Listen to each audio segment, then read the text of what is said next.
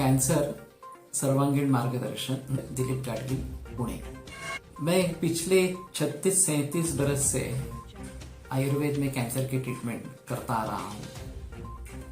हुआ ऐसे कि 1985 में 1985 में मेरे पास एक एडवांस कैंसर का मरीज आया। कोलेंजियोकार्सिनोमा था, गॉल ब्लैडर का कैंसर, और उसका प्रसार लिवर और कोलन्स में हुआ था। सोनोग्राफी का तकनीक उस समय में बहुत नया था, तो सोनोग्राफी में ये पता चला कि कुछ गांठ हैं, तो उसको निकालने के लिए पेट खोला गया।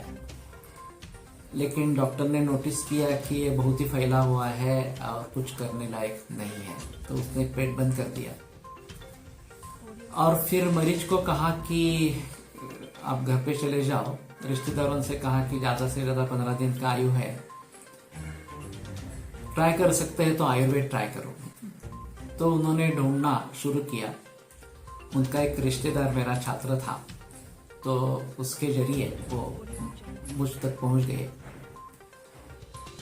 मेरी भी ये पहली केस थी, तो मैंने मेरे गुरु वैद्य माधव वासुदेव कोलटकर इनकी सहायता ली। वो भी मेरे साथ मरीज देखने के लिए आए और फिर उन्होंने वास्तव में ट्रीटमेंट दे दी। देसी गाय के दूध पर उनको रखा।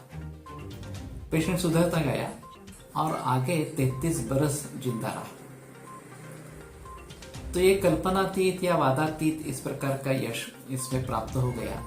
और फिर मेरे पास कैंसर के मरीज बड़े पैमाने पर आना आरंभ हो गया, जो सिलसिला आज भी चल रहा है। लेकिन देखा जाता है कि सभी रुग्ण अंतिम अवस्था में ही आते हैं। जब एलोपैथी खत्म हो जाती है तभी आयुर्वेद के बारे में या होम्योपैथी के बारे में सोचते हैं। इसका मूल कारण यह है कि एलोपैथी में ही इसका निदान पहले होता है और फिर उनकी ट्रीटमेंट शुरू हो जाती है। बात यह है कि एलोपैथी कारणों को ढूंढने का प्रयास ही नहीं करती। आयुर्वेद के हिसाब से संक्षेपतः क्रियायोगो निदान परिवर्जनम, चिकित्सा यानी कि संक्षेप में क्या, तो कारणों को टालना, यही चिकित्सा है। तो कहने का तात्पर्य आता है कोई भी रोग हो तो पहले हमें कारण क्या है ये ढूंढने हैं और कारणों को टालना है। इसमें एडिक्शन ये एक बड़ा कारण होता है, खास करके तंबाकू या सिगरेट का एडिक्शन। लेकिन वही सिर्फ कारण है ऐसा बिल्कुल नहीं है। जो आमतौर पे अभी कैंसर दिखाई दे रहा है वो उसका कारण खेती में है। हाइब्रिडाइजेशन और केमिकल पेस्टिसाइड्स, फर्टिलाइजर्स, ये सब मूल कारण कैंसर के हैं और इसलिए 2 बरस के बच्चों को भी कैंसर होता है। तो पहले क्या करना है, तो कारणों को टालना है। तो केवल नैसर्गिक आहार या कम से कम ऑर्गेनिक आहार ये लेना है। देसी गाय का ही दूध लेना है। मैं तो सभी मरीजों को केवल देसी गाय के दूध पर रखता हूँ। इससे इम्यूनिटी बढ़ती है और इम्यूनिटी बढ़ती है तो रोगों पर काबू हो सकता है। तो मेरा सुझाव है कि कैंसर के बारे में अगर आशंका भी किसी ने ले ली या कैंसर का डायग्नोसिस कंफर्म हो गया तो तुरंत ये जो www.cancerholisticguidance.com ये जो वेबसाइट है वहां पधारे। वहां एक फ्री गाइडेंस उपलब्ध है। आपको आपका ईमेल एड्रेस डालना है, वो उसकी पहचान होने के बाद आपको ईमेल में फ्री गाइडेंस आ जाएगा, जिसमें ज्यादातर जिक्र लाइफस्टाइल के ऊपर इस प्रकार का है। तो लाइफस्टाइल कैसी होनी चाहिए, खाने पीने की चीजें कैसे होनी चाहिए, वगैरह वगैरह बातें के, और योग, आयुर्वेद, इन सभी की सहायता कैसी हो सकती है, ये सब आपको वहां पे मिल जाएगा। तो आप एलोपैथी की ट्रीटमेंट के साथ साथ अगर आयुर्वेद की ट्रीटमेंट लेते हैं तो उसके कई फायदे होते हैं। एक तो साइड इफेक्ट्स उसके कम होते हैं, ये एक अहम मुद्दा है।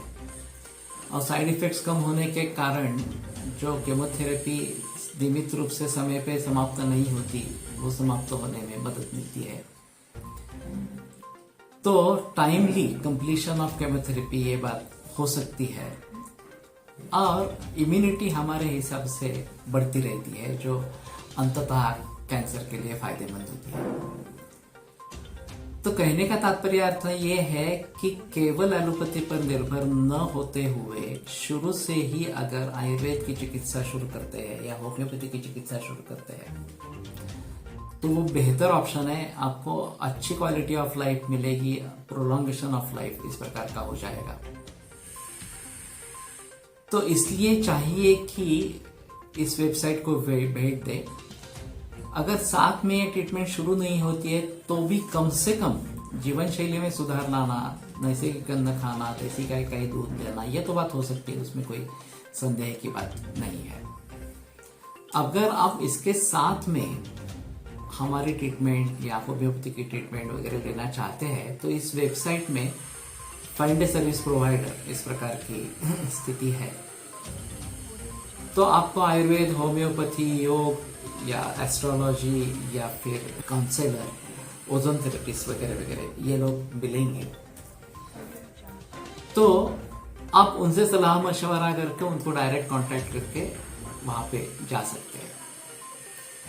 इसमें एक मेंबरशिप का भी ऑप्शन है, आपको हेल्थ सीकर इस तरीके से एक मेंबरशिप मिल सकती है जिसका मूल्य 2500 रुपया इस प्रकार का है।